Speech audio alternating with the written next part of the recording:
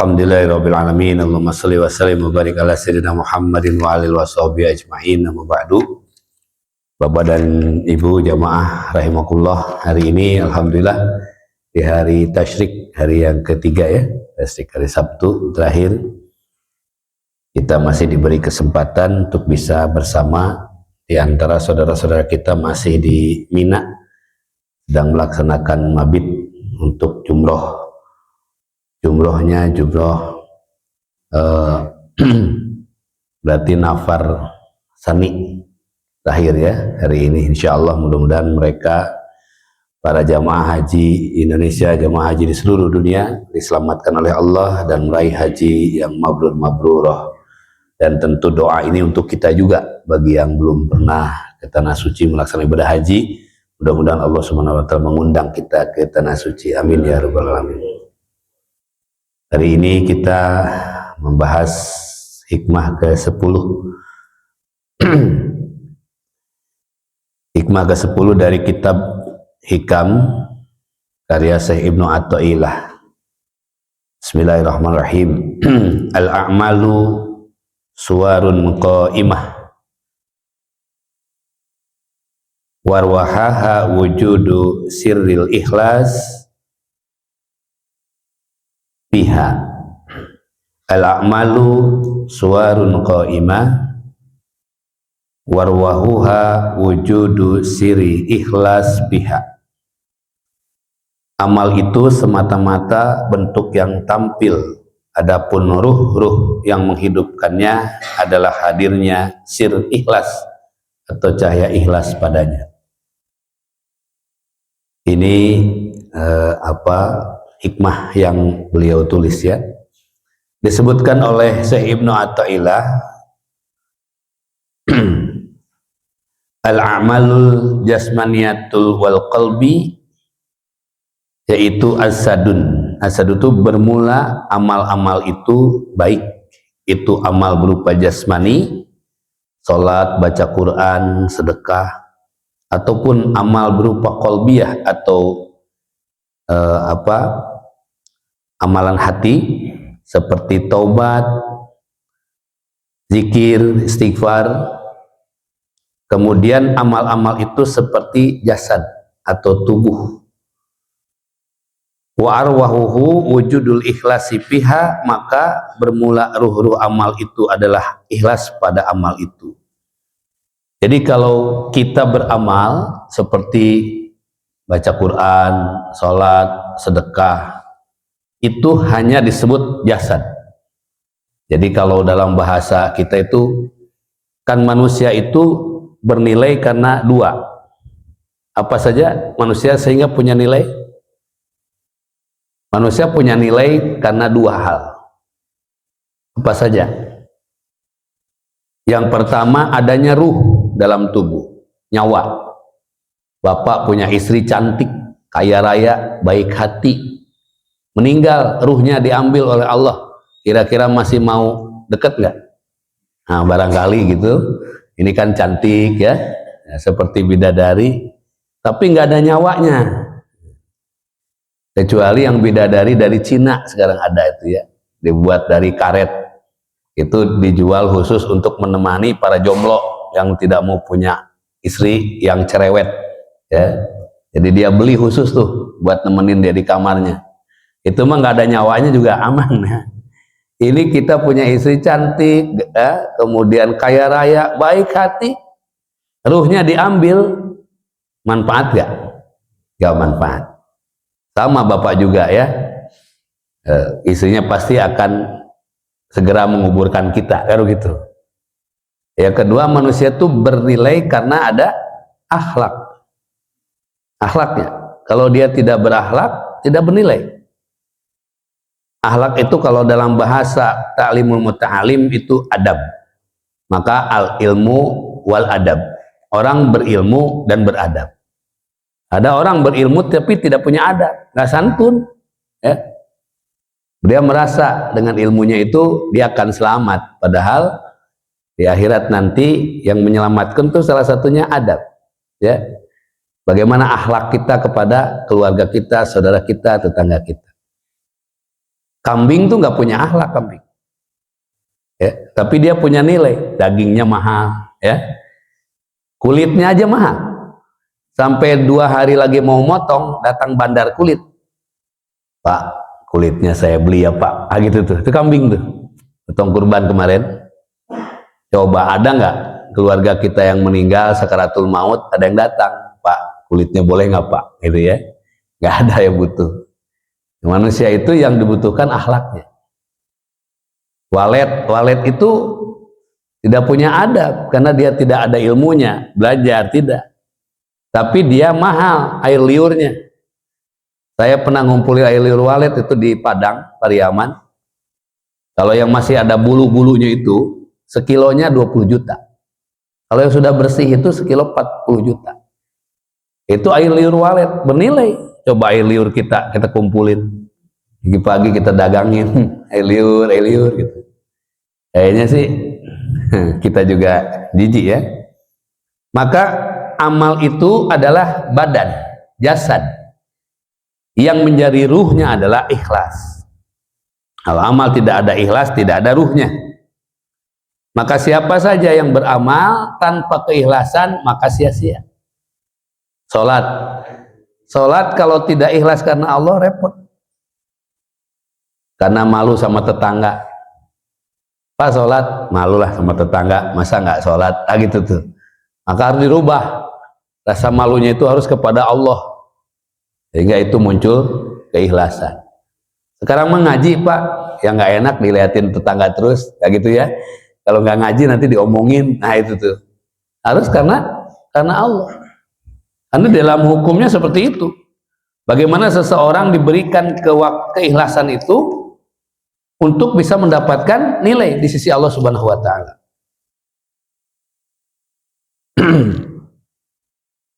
Kemudian Ibnu Athaillah menggambarkan bahwa amal itu bagaikan tubuh dan ruhnya adalah ikhlas.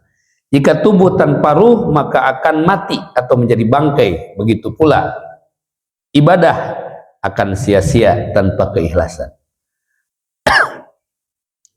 Allah Subhanahu wa taala berfirman dalam surat Al-Isra ayat 18 yang artinya barang siapa menghendaki kehidupan sekarang duniawi maka kami segerakan baginya di dunia itu apa yang kami kehendaki dan kami tentukan baginya neraka jahanam, ia akan memasukinya dalam keadaan tercela dan terusir.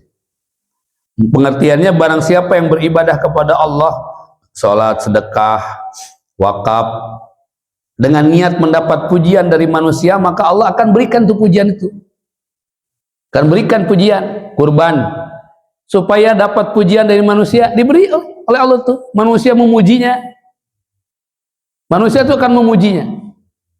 Wah si bapak ini hebat, kurbannya besar, mau harus 1 ton ya, luar biasa si bapak ini. Dengan bahagianya, dengan bangganya dia, ya ini karena sebagian dari usaha aja, alhamdulillah gitu ya.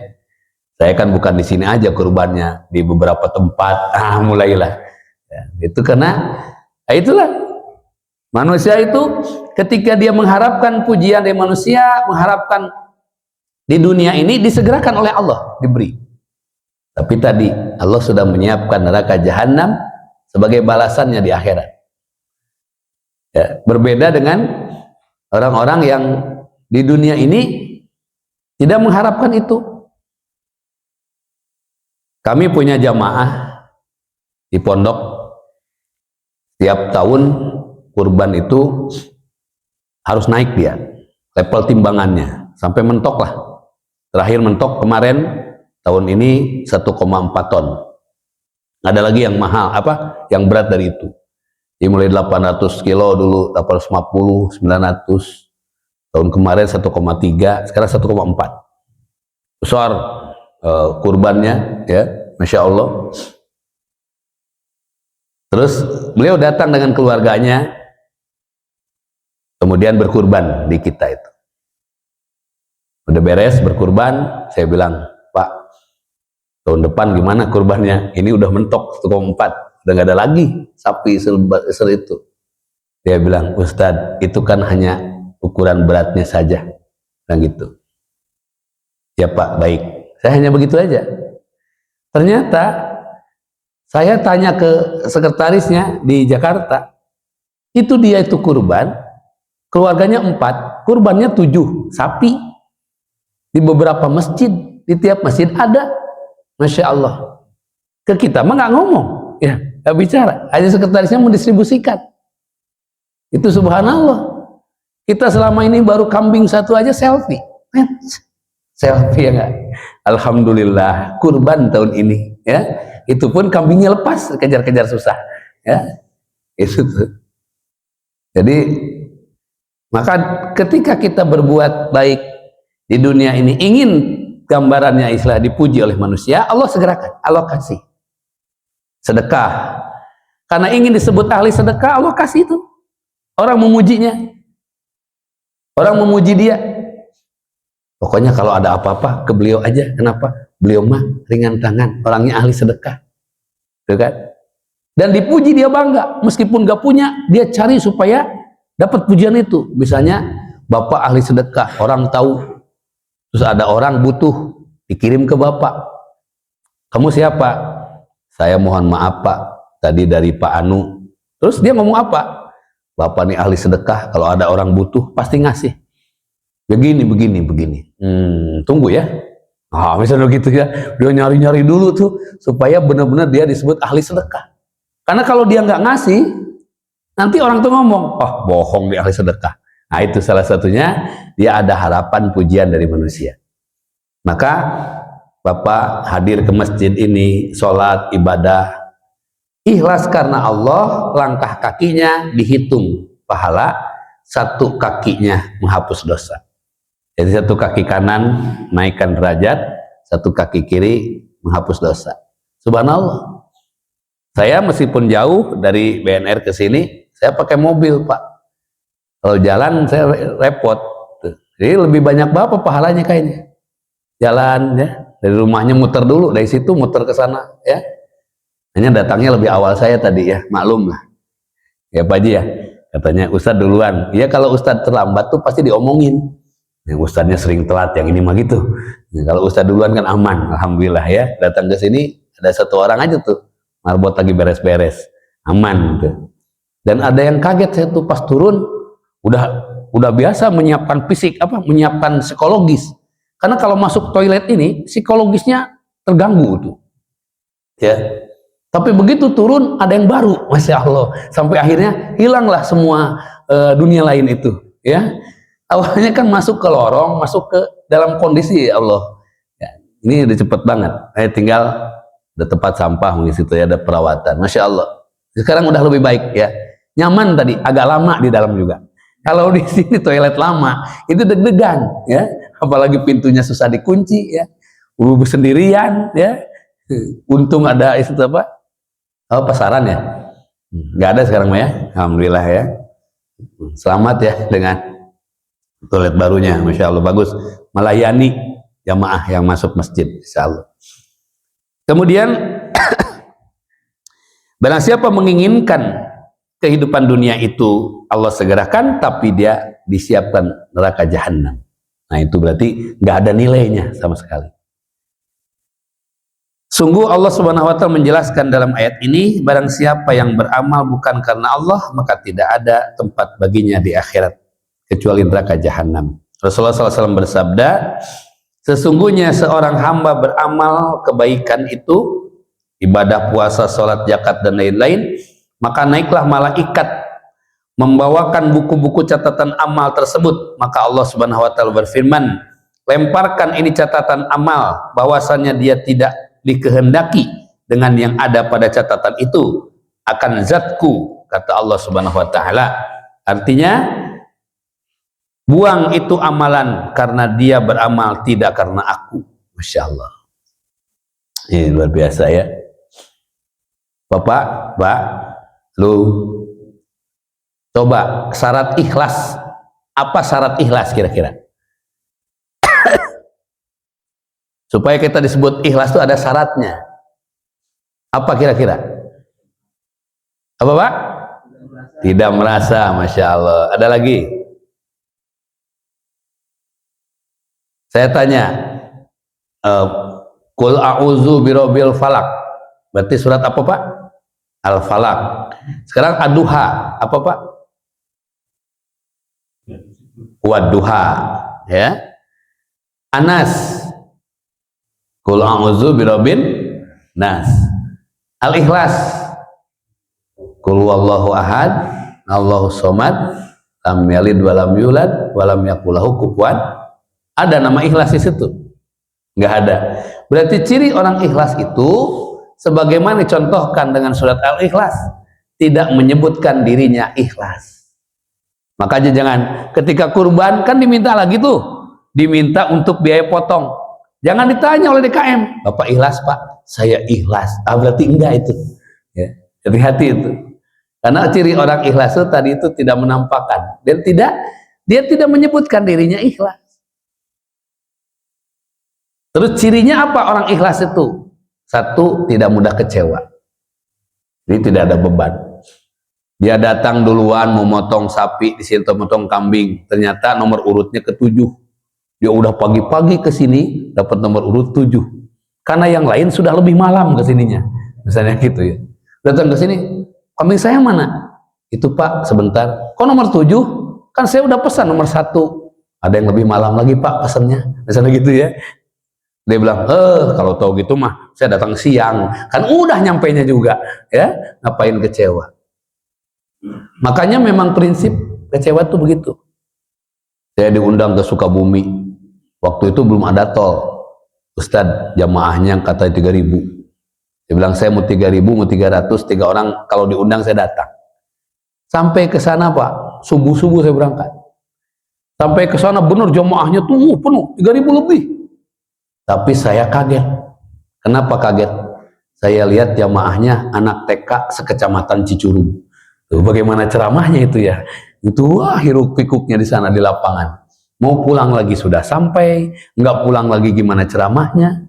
Tapi alhamdulillah akhirnya Allah menolong. Saya sejam juga Pak ceramah, gendong anak, kan? Ada kokek-kokek, kapal-kapalan ke sini, macam-macam. Gimana lagi ceritanya? Itulah hidup.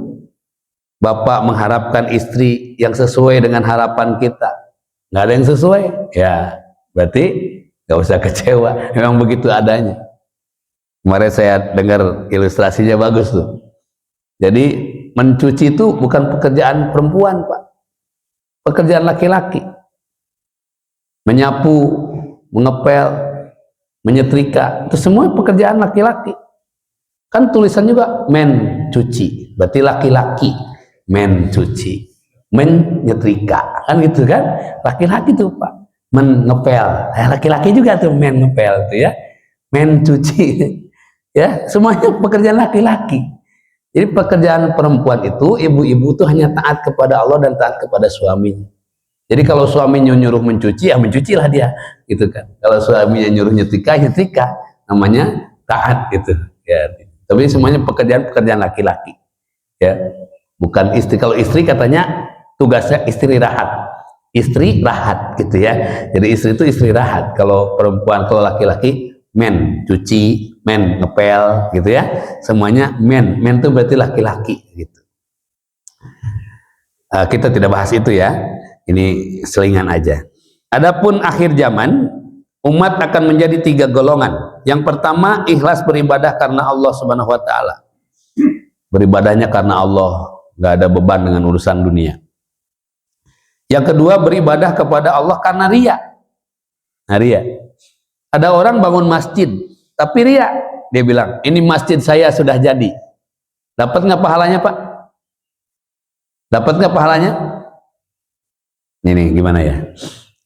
Orang bangun masjid, misalnya saya bangun masjid, ya. Setelah bangun masjid saya umumkan, Bapak Ibu, alhamdulillah saya bangun masjid dengan uang sendiri nih, ya, tanpa bantuan yang lain.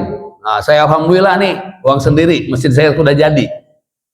Ingin dipublis, bahkan dipasang status, saya sudah selesai bangun masjid. Kira-kira dapat pahala nggak Pak? Nggak dapat. Tetapi ketika orang sujud di dalamnya, orang baca Quran di dalamnya, mengalir pahalanya sama dia. Jadi kalau riya untuk membangun masjid masih aman. Tapi kalau riya untuk sholat, misalnya, Jadi imam di belakangnya ada mertua, beda gaya imamnya. Misalnya kalau nggak ada mertua mah biasa aja. Kalau ada mertua, gitu ya, misalnya ya. Kalau mertua ada mending. Kalau calon mertua itu yang agak gegepan, gitu ya, misalnya. Maka dalam hubungan ini beribadah kepada Allah karena ria itu akan menghilangkan pahala apapun bentuknya.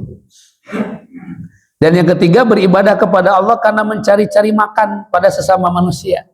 Mencari makan. Nah, ini saya juga lagi merenung. Ini kalau Ustadz dakwah ini termasuk nggak gitu kan? Tadi disebutkan wala tastaru bi ayati samanan qalila. Jangan engkau menukar ayat-ayatku dengan dunia yang sedikit. Dan Al-Quran sebutkan, Pak. Ya Ustadz tuh nggak boleh masang tarif. Ustadz siapapun dimanapun. Karena itu ilmu Allah. Diundang pun oleh Allah, bukan oleh jamaah. Jamaah hanya bagian. Ya. Jadi jangan, istilahnya Ustadz tuh jangan menukar dengan dunia yang sedikit. Artinya jamaah harus tahu kalau ada Ustadz jangan dikasih sedikit. Itu maksudnya. Ya, mungkin begitu maksudnya ya. Ini jadi Ustadz nggak boleh minta, tapi jamaah harus tahu diri. Itu aja maksudnya. Mungkin ya. Saya hanya baca ini aja Pak penjelasan. Ya. Kemudian maka Allah Subhanahu wa taala berfirman kepada orang yang ikhlas, pergi dan masuklah ke dalam surga, dan berfirman kepada yang lain, pergilah ke neraka. Masya Allah. Ikhlas itu ada 3 tingkatan. Yang pertama, darajatun awam, artinya mengikhlaskan atau mengesahkan Allah pada tujuan ibadah. Itu awam, masih awam. Seperti sholat khusyuk itu ada 3 tingkatan. Satu, khusyuknya orang awam, Allahu Akbar, ingat Allah. Beres itu ingat dunia. Nah itu orang awam. Ingat sendal misalnya, astagfirullahaladzim, lupa tadi sendal saya nggak disimpan di rak, gitu ya. Itu orang awam. Dan beribadah sementara karena Allah, tetapi beserta meminta atau menuntut bagian dunia dan akhirat. Nah, jadi orang awam itu salah satunya dia ikhlas itu ibadahnya kepada Allah, tapi dia menuntut bagiannya, ya, menuntut bagiannya kepada Allah. Pokoknya saya sholat ini supaya saya dimudahkan urusan-urusan saya. Nah, itu masih ada pamrih, tapi itu termasuk ikhlas kalau kepada Allah. Hanya awam modelnya, ya. Contoh juga misalnya membaca Al-Quran surat Waqiah karena ingin dimudahkan urusan-urusan usaha.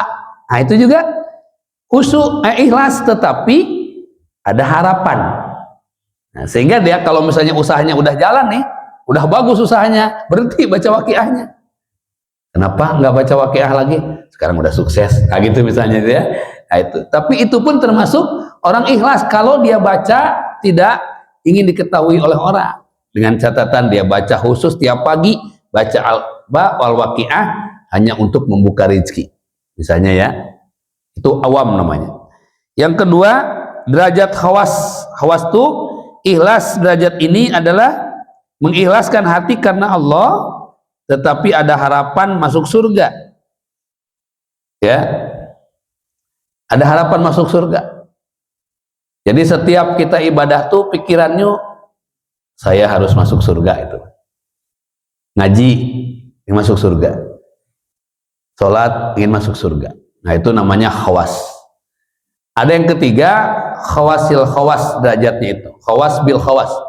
Khawas bil khawas ini dia beribadah semata-mata memantapkan penghambaannya kepada Allah.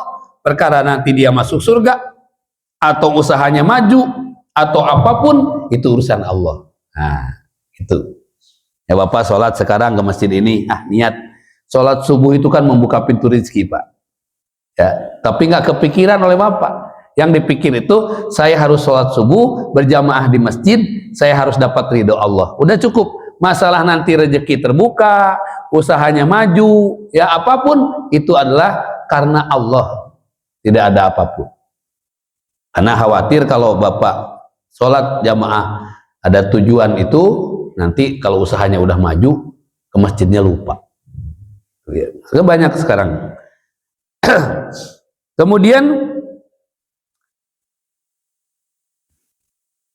Apabila salah satu dari tiga itu dilakukan, tetap ibadah itu dinilai ikhlas. Hanya di dalam pahala itu ada balasan dari sisi Allah dengan hitungan-hitungan. Ada 10, 100, 700, 70, itu hitung-hitungan. Yaitu Allah yang memberikan pahala kebaikan itu. Contoh misalnya surat Al-Baqarah 281. Masalul ladina yunfikuna, diibaratkan manusia orang yang berinfak, gitu ya. Dia margaikan menanam satu butir, Allah tumbuhkan 7 bulir. Dari tiap bulir Allah tumbuhkan 100 biji. Berarti sekali infak 700. Tingkat keikhlasan tuh kelihatan. Kalau dia, saya mau ngasih motor ke masjid biar jadi 700 motor. Itu misalnya, itu tidak akan mungkin terjadi, ya, kecuali dia ngeborong, ya. Karena dia pikiran berlipat sampai 700 itu bentuknya barang. Bentuknya barang. Padahal Allah selamatkan dirinya dari berbagai kesulitan hidup. Allah berikan ketenangan batinnya. Allah tentramkan rumah tangganya. Itu lipatan-lipatan pahala kebaikan. Allah mudahkan urusan-urusan ketika kita mencari ilmu, ya. Allah berikan ketetapan hati untuk duduk di majelis ilmu. Itu tuh salah satu pahala-pahala yang berlipat. Hanya kita nggak paham. Pahamnya gitu nambah aja. Sedekah besok mas 100 ribu. Biar besoknya dapat 700, berarti 7 juta, gitu ya. Berarti itu dia diniatkan, ya. Kalau gitu mah itu aja beternak, ya. Ternak tuh, ternaknya ternak kelinci, ya. Sekali anakan berapa? 10, ya, lumayan lah. Itu gampang, itu lebih cepat. Kemudian, maka jika kita beramal tidak karena Allah, maka amal tidak berguna dan dapat siksa. Misalnya orang sedekah tidak karena Allah, maka uangnya hilang, di akhirat dapat siksa. Maka kita wajib beramal dengan ikhlas karena Allah Subhanahu wa taala. Barang siapa yang beramal 4 perkara tanpa dibarengi amal yang lain, maka tidak dapat manfaat. Nah ini. Yang pertama, al-khaufu biduril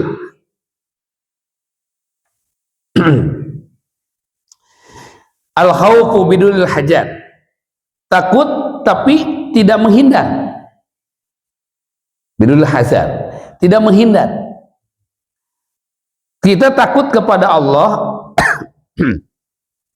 tapi tidak takut tidak menghindari maksiat. Nah itu, ini orang-orang yang beramal tapi dia tidak dibarengi dengan amal yang lain.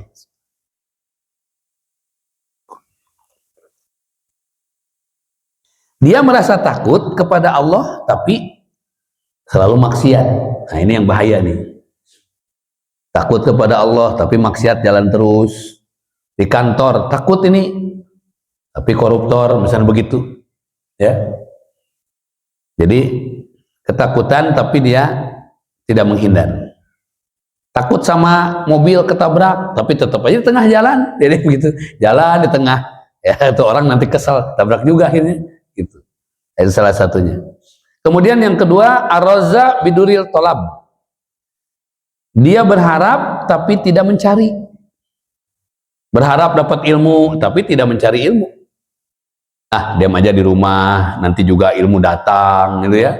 Misalnya gitu. Maka datang ke masjid, tolabul ilmi namanya. Kenapa? Karena dia punya harapan, kemudian dia tolabul ilmi. Kalau dia punya harapan, maka tolab. Mencari. Saya ingin jadi orang kaya, tapi diam aja. Nggak bekerja, nggak mencari, maka akan sulit untuk merubah nasibnya. Kecuali saat itu dia kepentok misalnya emas 50 kilo. Ya, tapi dianya kan mati juga, ya, meskipun kaya 50 kilo, tahu-tahu ada emas jatuh gitu ya, 50 kilo karena kepalanya, nah dianya mati, itu aja sih judulnya, nggak ada hubungannya itu mah. Kemudian al istighfar bidurin nazab, meminta ampun tapi tidak menyesali. Tobat mah tobat tapi nggak menyesal. Kenapa kemarin disebutkan barang siapa yang melaksanakan puasa Arafah diampunkan dosanya oleh Allah setahun yang lalu, setahun yang akan datang. Nah, ini dosa-dosa kecil.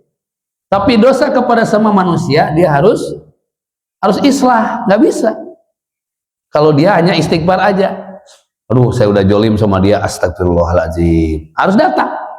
Kalau dia misalnya merasa kita jolim kepada orang, harus datang. Ada satu kisah Abu Nawas didatangi seseorang yang memfitnah dia. Difitnah tuh Abu Nawas. Tetapi akhirnya fitnah itu bukannya menghancurkan Abu Nawas, malah melemahkan dia.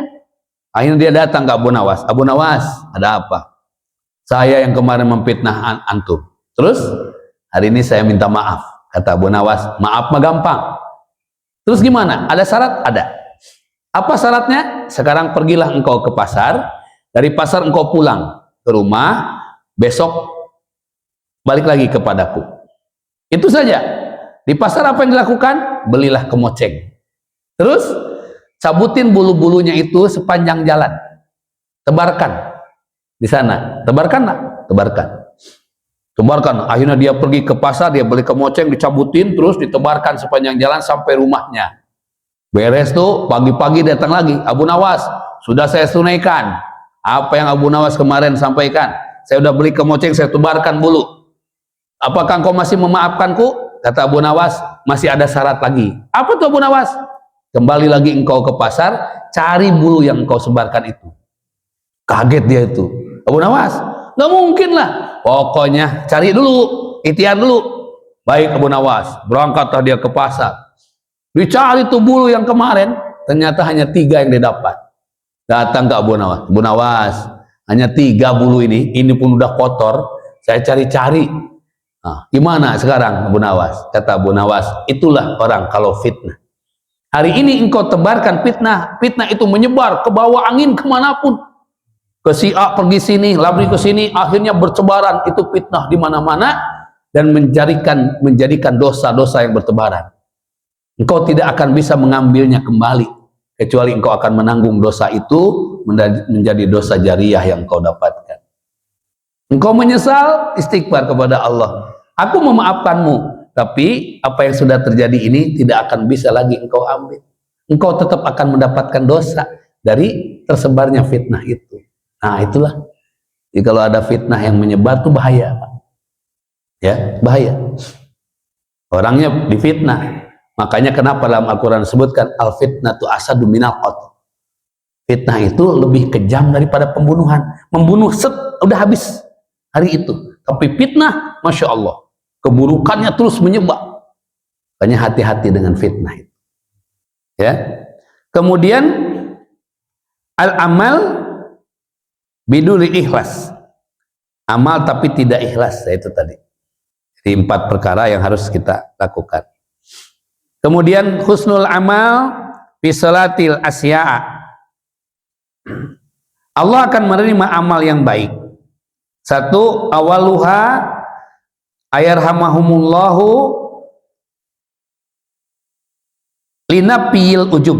Allah akan menerima amal-amal itu yang menjadikan amal itu karena tidak disertai dengan ujub.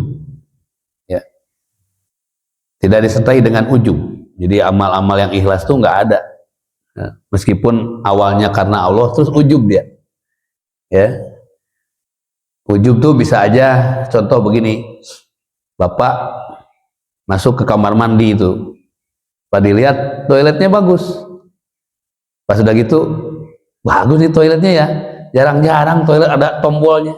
Terus ya Bapak bilang, ya saya nyari waktu itu alhamdulillah nemu yang ini. Tadinya yang biasa aja, tapi karena ini lebih bagus, saya beli ini aja. Nah itu tuh, padahal nggak ada yang nanya ini dari siapa.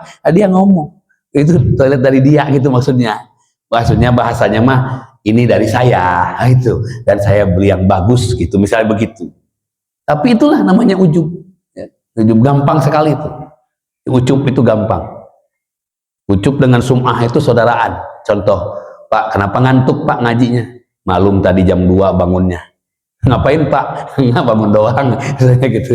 Tahajudnya kebablasan sampai 37 misalnya gitu ya.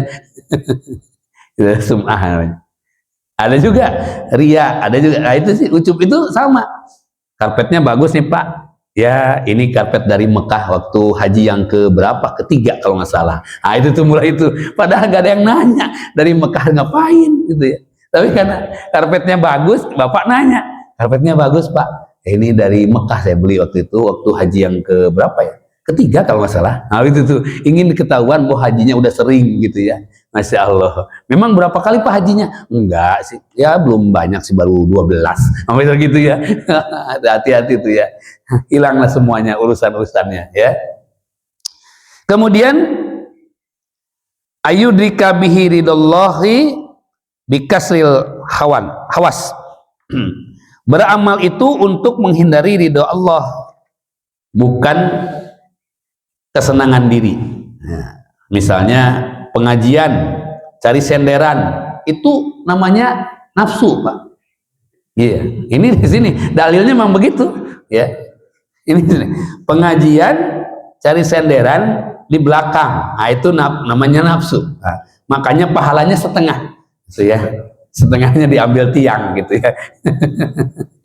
Maksudnya yang bersender supaya nggak ngantuk, bergerak dulu begitu ya. Nanti nyender lagi nggak apa-apa. Saya ada senderan, saya nggak pakai Pak, ya. Karena kan nggak mungkin saya nyender begini ngajinya kan, nggak lucu gitu ya. Gitu. Kemudian ini ada di sini saya baca gitu. Tulisan saya juga sebetulnya saya baca ya. Kemudian yang ketiga, ayat tagiyas sawab minallah, mencari balasan hanya dari Allah supaya tidak riya.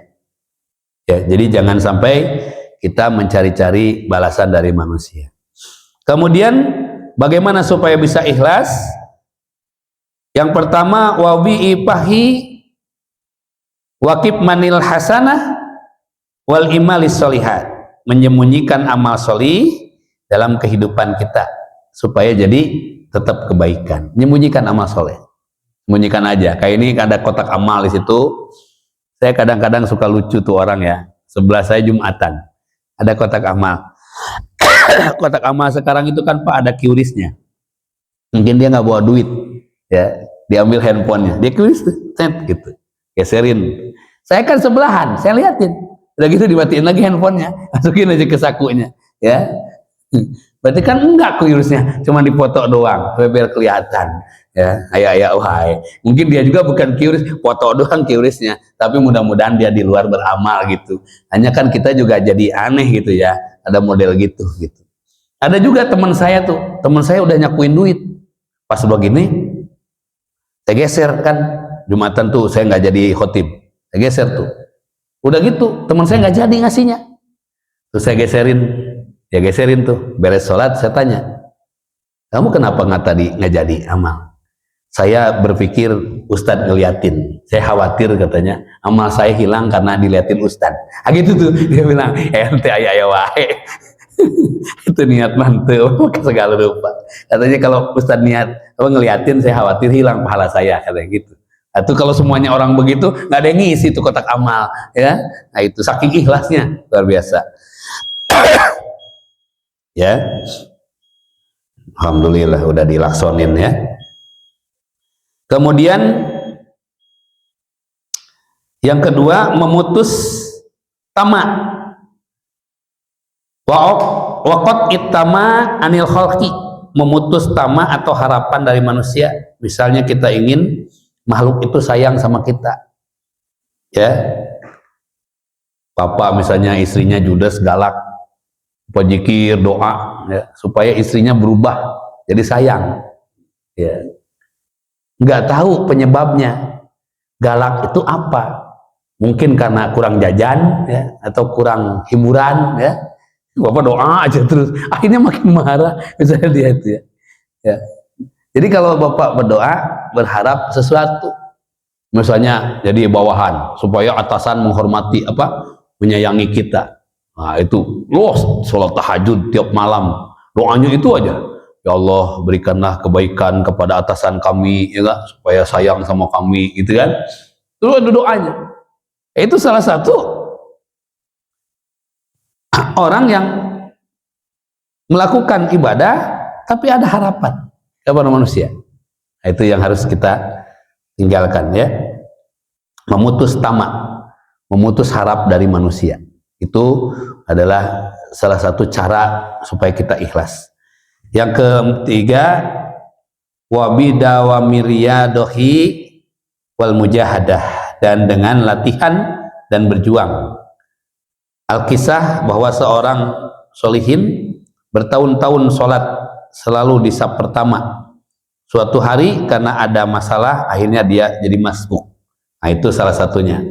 Misalnya ada seorang di sini sholat di saf pertama terus, ya saking ingin mendapatkan keutamaan, tapi karena mau masuk masjid mules perutnya udah komat, ya dia nggak kebagian saf pertama.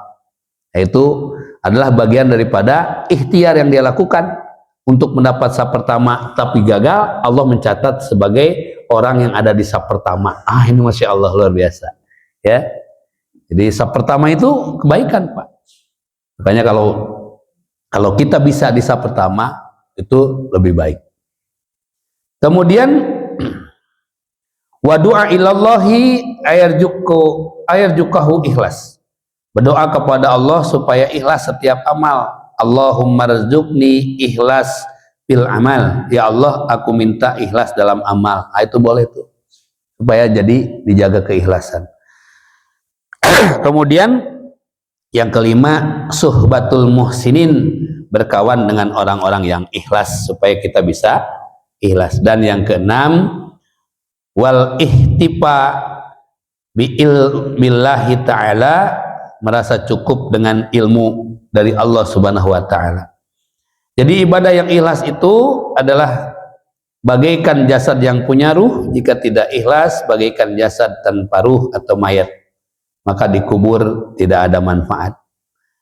Jadi ada hal-hal yang harus Bapak pahamkan, kita semua sama semua. Dan ciri ikhlas yang tadi, satu, tidak mudah kecewa, ya. Ini kesimpulannya. Yang kedua, tidak rindu pujian dan penghargaan. Jadi apapun yang dilakukan itu tidak ada keinginan dipuji, dihormati, dihargai. Jadi yang keempat, yang ketiga, tidak rindu balas budi. Udah berbuat aja, nggak usah mikirin balasan dari orang. Berbuat aja, ya. Yang keempat, senang beramal sembunyi-sembunyi. Nah itu tadi ya, beramal sembunyi-sembunyi, bukan karena ingin dilihat orang. Yang kelima, tidak membedakan pergaulan. Orang ikhlas itu miskin, kaya, dia tidak sombong. Dia merasa tinggi, tidak sombong. Kemudian tidak merendahkan yang pendek, karena dia disebut tinggi karena ada orang pendek. Betul kan? Kalau tinggi semua, tinggi nggak Pak? Enggak ya. Tapi saya pendek Pak, minder dengan yang tinggi, cari dengan yang lebih pendek. Insya Allah Bapak paling tinggi. Nah itu ya, itu salah satunya. Kaya, jangan menghina yang miskin. Kenapa? Karena Bapak disebut kaya karena ada orang miskin. Kalau orang kaya semua, termasuk kaya nggak Bapak? Tidak. Maka disebut kaya karena ada orang miskin. Maka jangan menghina orang miskin. Karena dengan adanya orang miskin, Bapak disebut jadi orang kaya. Betul kan? Jangan menghina orang miskin, karena begitu Bapak meninggal, yang gali kubur siapa? Ya mungkin orang kaya. Ya, betul nggak? Ini kebutuhan kita, saling membutuhkan. Atasan nggak boleh menghina bawahan, karena Bapak disebut atasan karena ada bawahan. Sok pimpinan Pak RT, Bapak siapa? RT.